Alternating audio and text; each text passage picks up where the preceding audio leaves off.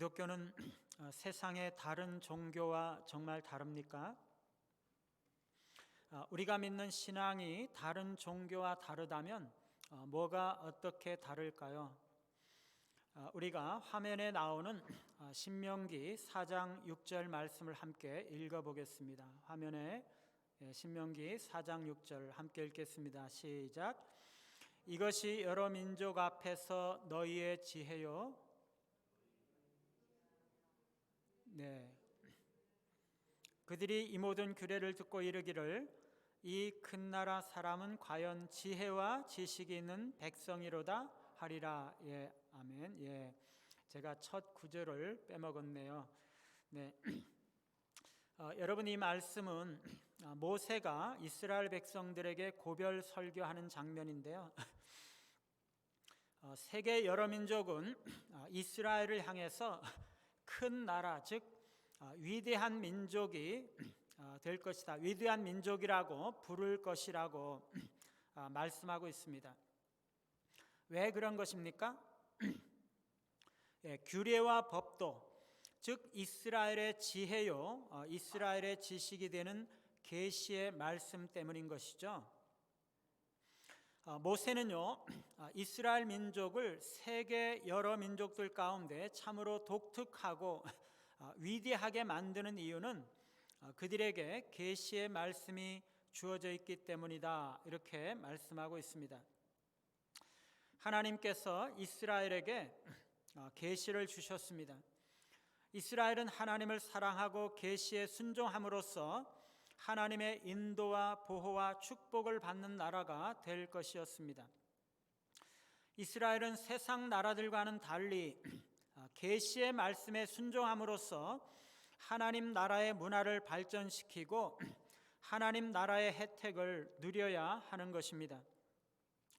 계시는 그 계시를 말씀하신 하나님께 절대적인 충성과 순종을 요구하고 있습니다. 그 계시에 순종할 때 이스라엘은 하나님의 축복하심과 인도하심을 받을 수 있고 하나님의 뜻을 깨달을 수가 있는 것이죠. 이스라엘의 주변 민족들도 아주 종교적이었습니다. 그들도 역시 번영과 축복을 원하였고 점쟁이나 마법사나 술사 등을 통해서 신의 뜻을 알기를 원하였고 신적인 인도를 구하였습니다. 이런 면에서 계시에 대한 이스라엘의 신앙과 주변 민족의 종교는 너무나 유사하다고 할 수 있습니다. 세상의 모든 종교들은요, 신앙과 도덕의 체계들을 제공합니다. 그리고 종교는 인간에게 인생과 우주에 관한 의미를 가져다 주는 거죠. 그래서 왜 사는가, 인생의 목적이 뭔가, 우주의 존재 의미와 목적이 뭔가, 선악이란 무엇인가, 이런 근본적인 문제들에 대해서 가르쳐 주는 것입니다. 계시도 마찬가지죠. 계시도 신앙과 도덕의 체계를 제공해 줄 뿐만 아니라 의미와 목적에 대한 근본적인 문제들을 가르쳐 주는 것입니다. 뿐만 아니라 종교는 해석의 체계를 제공해 줍니다. 종교는 내 주변에서 그리고 내 인생 가운데 일어난 일 혹은 일어나고 있는 일들에 대해서 설명하는 틀들을 제공해 줍니다. 예를 들어서 쓰나미와 태풍이 일어나거나 아니면 코로나와 같은 정말 세계적인 재앙이 일어날 때 이러한 것들은 왜 일어나는 것인가? 이것은 신의 진노로 인한 것이다, 이렇게 설명을 합니다. 그래서 종교는 그런 경우에 신을 달랠 수 있는 방법이 무엇인가? 라는 대답을 제공해 주는 것이죠. 계시도 마찬가지로 우리 주변에 일어나고 있는 일들이 무슨 의미인지에 대해서 해석해 주고 따라서 우리는 어떻게 행동해야 하는가 하는 것을 이해하는 틀들을 제공해 줍니다. 계시에 대한 신앙이나 종교나 너무나 비슷한 면들이 많습니다. 축복과 번영, 신적인 인도 및 신의 뜻을 구할 뿐만 아니라 신앙과 도덕 체계와 해석의 체계를 제공해 준다는 것입니다. 그러면 그 둘 사이의 차이점이 무엇일까요? 세상 모든 종교의 가장 두드러진 특징은요, 철저히 자기 중심적이고 조작적이라는 것이에요. 종교는요, 내가 나의 운명을 어떻게 조종할 것인가, 그리고 내가 다른 사람들을 어떻게 조종할 것인가, 더 나아가 내가 신을 어떻게 조종할 것인가 하는 것을 추구하는 것입니다.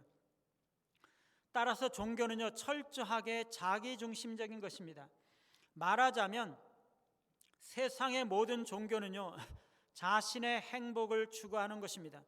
그래서 그 목적을 위해서 나의 인생을 조정해서 가장 행복한 미래를 보장하려고 하고, 다른 사람들을 조작하고 통제해서 내 자신의 행복이라는 목적을 위해서 기여하려고 하는 거죠.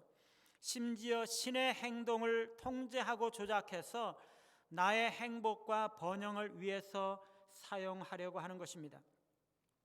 말하자면 내가 어떤 신을 섬기는 것도 내 자신의 행복을 위한 것이고요, 그 신에게 제사를 드린다거나 예물을 드리는 것도 결국에는 내 자신을 위한 것입니다. 내가 다른 사람들에게 선을 베풀거나 좋은 일을 하는 것도 결국에는 나의 행복을 위해 이바지하고자 하는 것입니다. 모든 종교 활동과 삶은 궁극적으로 자신의 행복과 신리를 확대하기 위한 것입니다. 그러므로 철저하게 자기 중심적인 것이죠. 종교는요, 철저하게 실리주의적인 삶의 방식을 추구합니다. 자신의 실리를 추구하기 위해서 자신이 동원할 수 있는 이 세상의 모든 기술들, 예컨대 정치적이거나 사회적이거나 경제적이거나 종교적인 모든 수단들을 사용하고 적용을 하는 것이죠.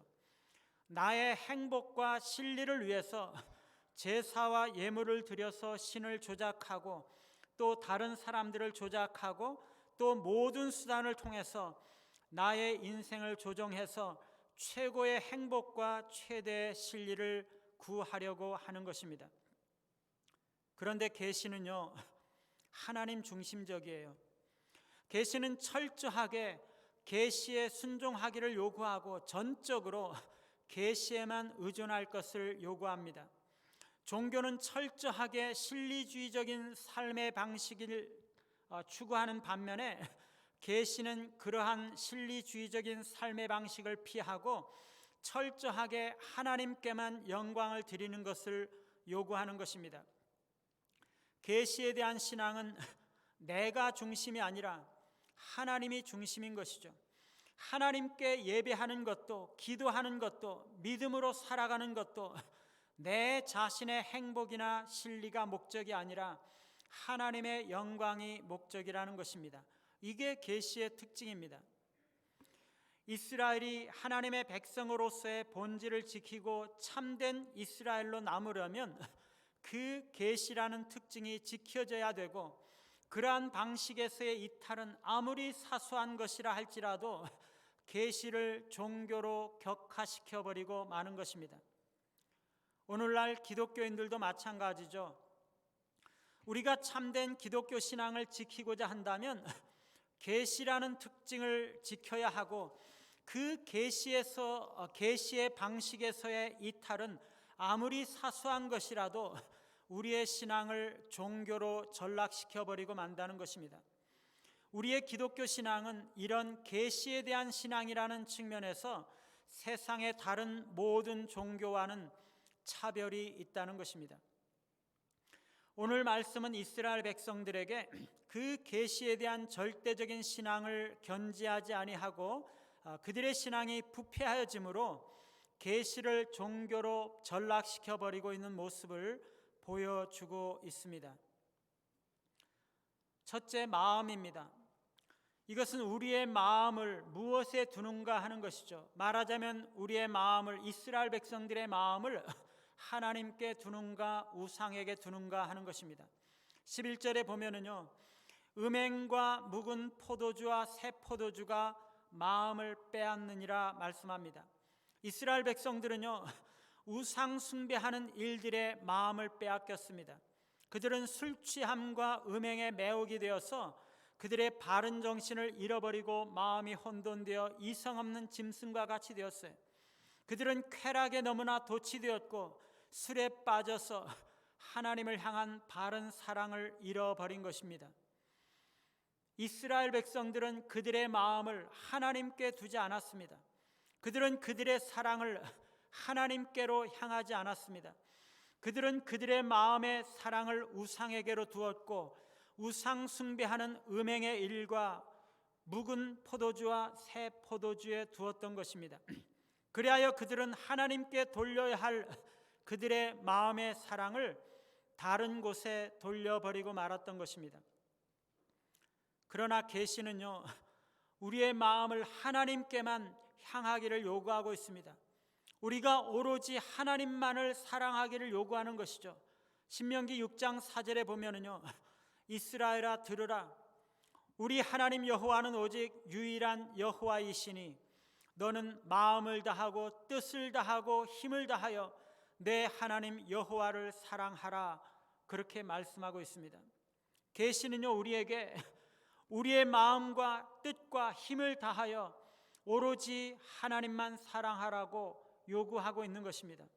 만일 우리가 우리의 마음을 하나님 이외에 다른 어떤 것에 두고 우리의 마음이 하나님 이외에 다른 어떤 것을 사랑하게 된다면 그것은 계시에 대한 참된 신앙을 종교로 타락시키고 있는 것입니다.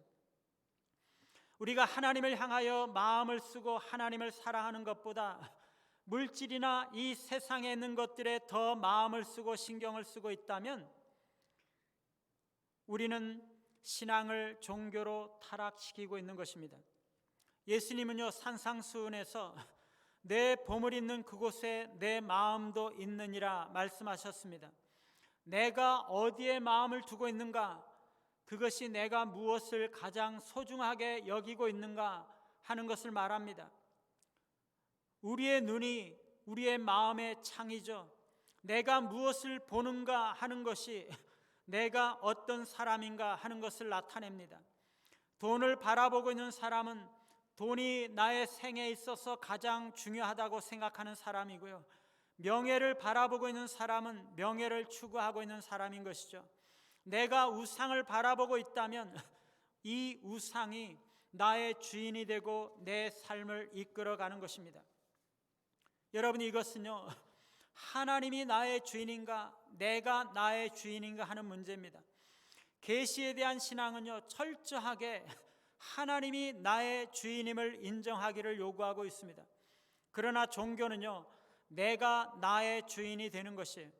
비록 내가 예루살렘 성전에 나아가 제사를 드리거나 혹은 교회에 나와서 예배를 드린다 할지라도 하나님이 나의 주인이 아니라 아직도 내가 나의 주인이 되어 있다면 그것은 종교이지 계시에 대한 신앙이 아니라는 것입니다. 이스라엘 백성들은요, 하나님께 두어야 할 그들의 마음을 음행과 포도주로 인해서 우상들에게 빼앗김으로 말미암아 계시에 대한 신앙을 종교로 전락시키고 있는 것입니다. 두 번째로 기도입니다. 이것은 바른 기도란 자기 생각을 말씀드리는 것이냐 혹은 하나님의 말씀을 듣는 것이냐 하는 것입니다. 그리고 기도란 내가 원하는 것을 하나님께 강요하는 것이냐 하나님께서 원하시는 것을 기쁨으로 받아들이는 것이냐 하는 것이죠. 12절에 보면은요, 내 백성이 나무에게 묻고 그 막대기는 그들에게 고하나니 라고 말씀하고 있죠. 이스라엘 백성들은요, 나무로 만든 우상에게 기도한다는 것입니다. 그러면 그 막대기는 그들에게 대답하여 고한다는 것이죠. 여러분, 만일 사람들이 나무에게 묻는다면 나무가 무엇이라고 대답하겠습니까? 아무 대답도 하지 않죠. 그런데도 나무에게 기도해서 무언가를 듣는 사람은요, 결국 나의 생각을 들을 뿐인 것이에요. 나무는요, 살아있는 신이 아닙니다. 우상은 살아있는 신이 아닌 것이죠. 우상은요, 우리가 기도할 때 응답할 수 있는 지혜와 능력이 없습니다. 우리가 만일 우상에게 기도한다면요, 우상이 말하는 신탁을 듣는 것이 아니라 결국 내가 생각하는 것, 내가 원하는 것을 들을 뿐이에요. 결국 우상에게 기도하는 것은요, 내가 물어보고 내가 내 마음으로 생각하고 있는 대답을 듣는 것일 뿐입니다. 여러분, 이것은요, 기독교적인 기도의 방식이 아닙니다. 우리의 기도는요, 죽은 우상에게 하는 것이 아니라 살아계신 하나님께 하는 것입니다. 우리는 일반적으로 기도는 내가 원하는 것을 하나님께 간구하고 아뢰는 것이다 라고 알고 있습니다. 맞습니다. 기도는요, 내가 하나님께 요청하는 것이죠. 그러나 성숙한 신앙은요, 내가 원하는 것을 성취하고 얻는 것이 아니라 내가 하나님께서 원하시는 사람이 되는 것이고요, 하나님께서 원하시는 것을 내가 받는 것이고요, 하나님께서 원하시는 것을 내가 하는 것입니다. 따라서 성숙한 기도는요, 내가 하나님께 나의 원하는 것을 얻기 위해서 때를 쓰며 말씀드리고 강요하는 것이 아니라 내가 원하는 것이 과연 하나님께서 원하시는 것과 합치하는지 조심스럽게 물어보면서 하나님께서 원하시는 것이 무엇인지에 관해 하나님의 말씀을 듣는 것이 바로 성숙한 기도라는 것이에요. 따라서 기도는요, 내가 원하는 것을 말씀을 드리는 것이 요지가 아니라 하나님께서 원하시는 것이 무엇인지를 듣는 것이 그 기도의 요지라는 것입니다. 여러분, 우리의 기도는요, 내가 원하는 것을 얻는 수단이 아니에요. 하나님께서 원하시는 것을 내가 원하는 것입니다. 내가 원하는 것을 하나님께서 원하시는 것에 맞추는 것이에요. 많은 사람들은요, 자신이 기도하면서 그 기도에 대한 기도의 응답에 대한 결론을 미리 마음에 품고 기도하는 것입니다. 내가 이 기도를 통해서 얻기를 원하는 것이 정해져 있는 것이에요. 그것을 내가 정한 것입니다. 이것은요, 바른 기도의 방식이 아닙니다. 바른 기도는요, 내가 결론과 답을 가지고 기도하는 것이 아니에요. 기도하면서 하나님께서 말씀하시는 응답과 결론을 듣고 그것에 순종하는 것입니다. 그때 하나님은 성경 말씀을 통해서 우리에게 응답해 주시고 하나님이 원하시는 것이 무엇인지를 깨닫게 하시는 것입니다. 그래서 기도하다가 성경 말씀이 깨달아진다거나 하나님께서 감동을 주실 때는 그것이 하나님의 응답일 가능성이 많은 것입니다. 여러분, 기도하고 찬송하는 것은요, 하나님의 하나님 되심을 인정해 드리는 것이에요. 기도하지 않고 살아가는 사람들은요, 자신이 하나님 역할을 하려고 하는 사람들입니다. 자신의 힘과 능력과 지혜로 내 인생을 내가 스스로 꾸려나갈 수 있고 문제를 해결할 수 있다고 말하는 것이죠. 기도하는 사람들은요, 하나님께 내 인생의 모든 문제를 의탁하고 하나님의 인도하심대로 순종하며 살아가겠다고 하는 헌신의 증거가 되는 것입니다. 이는 그들이 음란한 마음에 미혹되어 하나님을 버리고 음행하였음이니라. 이스라엘 백성들의 기도가 왜곡되었던 이유는요, 그들이 하나님을 버리고 우상을 숭배함으로 그들의 마음이 미혹되었기 때문입니다.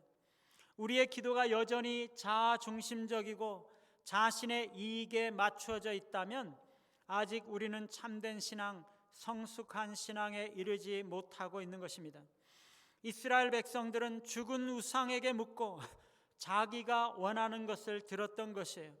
이것은 계시에 대한 신앙을 종교로 타락시키고 있는 것입니다. 세 번째로 예배입니다. 이것은 예배가 자기 중심적인 예배인가 하나님 중심적인 예배인가 하는 것입니다. 13절에 보면 그들이 산 꼭대기에서 제사를 드리며 작은 산 위에서 분향하되 참나무와 버드나무와 상수리나무 아래에서 하니 이는 그 나무 그늘이 좋음이라, 이렇게 말씀하고 있습니다. 이스라엘 백성들은 산 꼭대기에서 제사를 드리며 작은 산 위에서 분향하였던 것이죠. 그들은 높은 곳을 택하여서 예배를 드렸습니다. 주변의 민족들처럼 이 이스라엘 백성들은 땅의 높이가 높은 곳일수록 하늘에 좀 더 가까이 있다고 생각하고 거기에 하나님이 거하신다고 생각했던 것입니다. 그래서 산꼭대기나 작은 산 위에서 예배를 드렸던 것이죠. 그래야 하나님이 그 예배를 받으신다고 생각했던 것입니다. 그리고 그들은 참나무와 버드나무와 상수리나무 아래에서 예배를 드렸습니다. 왜냐하면 그러한 큰 나무들 그늘이 그들의 보기에 좋았고 따라서 하나님께서도 그곳을 좋아하신다고 생각했기 때문입니다. 이스라엘 백성들은요, 경건한 열성과 좋은 의도로 하나님을 예배하고 있다고 스스로 생각했습니다. 그래서 언덕 위에서와 산꼭대기와 모든 큰 나무 밑에서 하나님의 제단을 세우고 예배하는 것을 그들은 경건한 신앙이라고 생각했습니다.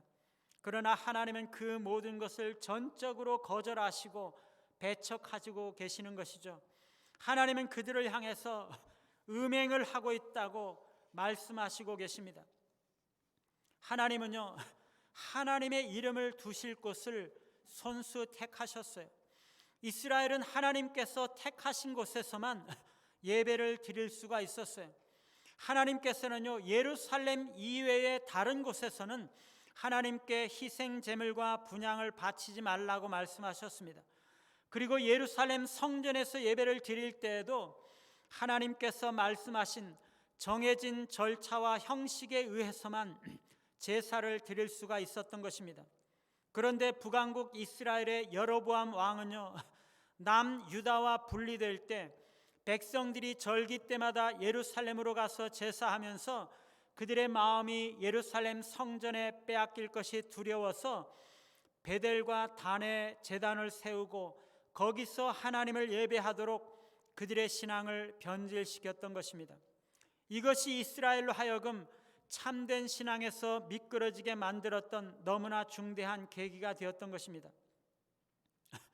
여러분, 하나님께 드리는 예배는요, 내가 원하는 방식으로 드려서는 안 되고 하나님께서 원하시는 방식으로 드려야 하는 것입니다.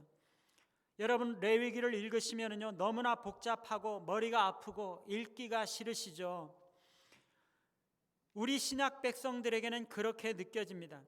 그런데 구약 백성들에게는요, 그 복잡한 그것이 바로 하나님께 나아가는 바른 길인 것입니다. 하나님은요, 너무나 거룩하신 분이시기 때문에 죄 많은 인간이 함부로 범접할 수 없는 분이세요. 그래서 인간이 하나님께 나아가기 위해서는 하나님께서 정하신 복잡한 절차에 의해서만 나아갈 수가 있는 것입니다. 내 마음대로 내 방식대로 하나님께 나아간다고 하나님께 가까이 나아갈 수가 있는 것이 아닙니다.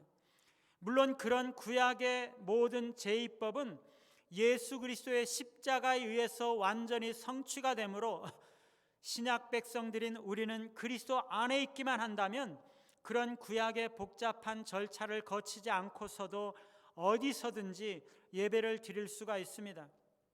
그러나 우리가 기억해야 할 것은요, 원래 예배는 하나님께서 정하신 절차에 의해서만 드려져야 한다는 것입니다. 왜냐하면 하나님은 거룩한 분이시기 때문입니다. 여러분, 유럽을 여행하다 보면은요, 많은 교회와 성당의 건물 안에 수많은 그림들이 있습니다. 그게 왜 그 교회와 성당의 벽면과 천정에 갖다가 그려져 있을까요? 옛날 사람들은요, 예배당에 와서 그러한 그림들을 보면서 하나님을 상기하고 하나님께 기도하고 예배 드리는데 그것들이 도움이 된다고 생각했던 것입니다.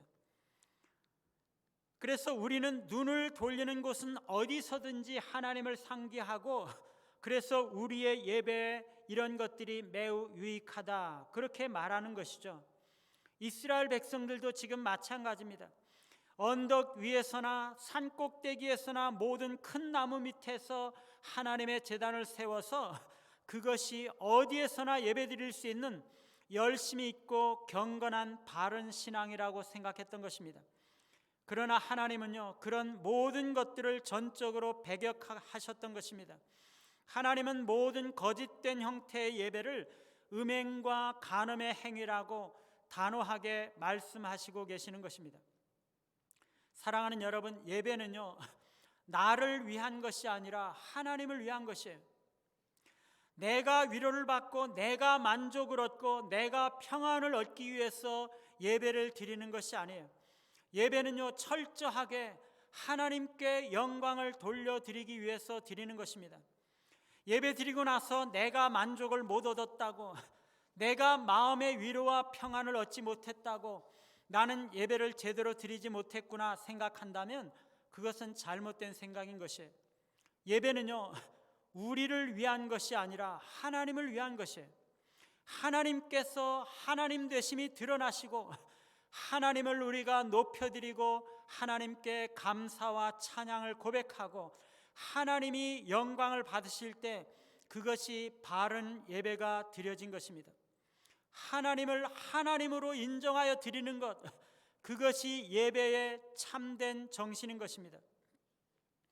내 자신을 기쁘게 하기 위해서 드리는 예배는요, 모든 음행과 모든 더러운 것의 모체에 불과하다는 것입니다.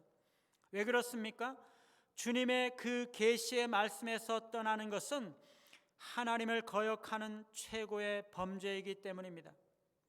예배는요, 철저하게 하나님 중심적인 것이에요. 그런 예배를 인간 중심적인 것으로 바꿔버리고 우리의 유익을 위한 것으로 생각할 때 우리는 신앙을 종교로 타락시키고 있는 것입니다. 오늘 말씀은 하나님을 버리고 우상을 섬김으로써 계시에 대한 신앙을 종교로 전락시켜버린 그 이스라엘 백성들을 향한 하나님의 조치와 심판을 말씀하고 있습니다. 첫째로 죄들을 내버려 두심으로 심판하심입니다. 13절 하반절에 보면 이러므로 너희 딸들은 음행하며 너희 며느리들은 간음을 행하는도다. 너희 딸들이 음행하며 너희 며느리들이 간음하여도 내가 벌하지 아니하리니. 종교적인 부패는요, 성적인 부패를 동반하는 것입니다. 가장들이 영적인 음행을 행할 때 아내와 딸들이 육체적인 음행을 행하여도 하나님은 그냥 내버려 두시겠다는 것이에요. 왜 하나님이 그것을 벌하셔야지 왜 그냥 내버려 두시는가? 이러한 음행은요, 영적인 음행에 대한 하나님의 형벌인 것이에요. 하나님께서는요, 이스라엘의 그 수치스러운 행동에 대해서 그들을 바로 잡아주지 않겠다고 말씀하시고 계시는 것이에요. 왜냐하면 하나님은 그들의 수치를 그대로 폭로하기를 원하시기 때문입니다.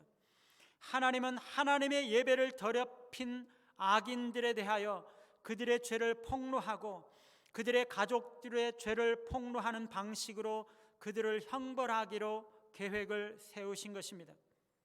이는 남자들도 창기와 함께 나가며 음부와 함께 희생을 드림이니라. 남자들도 우상을 숭배하면서 창기들과 함께 음행을 하면서 하나님의 예배를 왜곡시키고 있기 때문에 모든 가족들이 음행을 하게 된 것입니다. 여러분, 하나님은요, 하나님을 존중히 여기는 자들을 존중히 여기고 하나님을 멸시하는 자들을 경멸히 여기는 것입니다. 하나님 중심적인 예배를 통해서 하나님의 뜻에 따르고자 하는 기도를 통해서 그리고 우리의 마음을 하나님만 사랑함을 통해서 우리가 하나님을 높이고 하나님만을 높일 때 하나님은 우리를 높이시고 우리를 축복해 주시는 것입니다. 우리가 내 스스로 행복과 축복과 만족을 얻으려고 할 때 우리는 우리의 신앙을 종교로 전락시키는 것이지만 우리가 하나님만 높이고 하나님만 사랑하려고 할 때 우리는 참된 신앙을 유지할 뿐만 아니라 바로 그때 하나님께서 우리를 높이시고 축복하시고 우리에게 행복을 주시는 것입니다. 우리가 이러한 원리를 깨닫지 못하면 망하게 되는 것입니다. 그래서 오늘 말씀은 깨닫지 못하는 백성은 망하리라 말씀하고 있습니다. 두 번째는 축복을 거두심입니다. 16절에 보면 이스라엘은 완강한 암소처럼 완강하니 이제 여호와께서 어린 양을 넓은 들에서 먹임같이 그들을 먹이시겠느냐. 선지자는 이스라엘을 길들일 수 없는 암소에 비유하고 있습니다. 어떤 학자는요, 이 완강한 암소라는 단어를 음탕한 암소라고 번역하고 있습니다.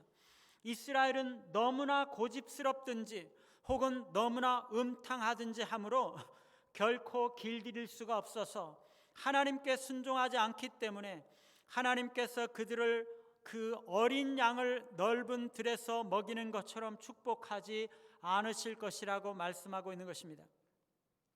세 번째, 멸망으로 심판하십니다. 19절에 바람이 그 날개로 그를 쌌나니 그들이 그 재물로 말미암아 부끄러운 일을 당하리라.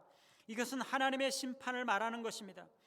돌풍이 그 백성들을 휩쓸어 가서 그들이 자신들의 희생 제사를 부끄럽게 여길 것입니다. 그들은 거짓 신들 속에 아주 깊이 뿌리를 잘 내린 것처럼 보였지만 하나님은 그들을 바람에게 넘겨주셔서 이미 바람이 날개로 그들을 싸서 파멸과 멸망으로 그들을 날려버리게 하는 것입니다. 우상을 사랑하며 하나님을 떠나버린 백성들에게 하나님은 그들의 죄를 내버려 두시고 축복을 거두시고 멸망으로 심판하시는 것입니다. 사랑하는 여러분, 세상의 모든 종교는요, 자기 중심적인 것이고 조작적인 것입니다. 그것은 철저하게 자신의 행복과 실리와 자신의 만족을 추구하는 것입니다. 반면에 계시에 대한 신앙은 철저하게 하나님 중심적입니다.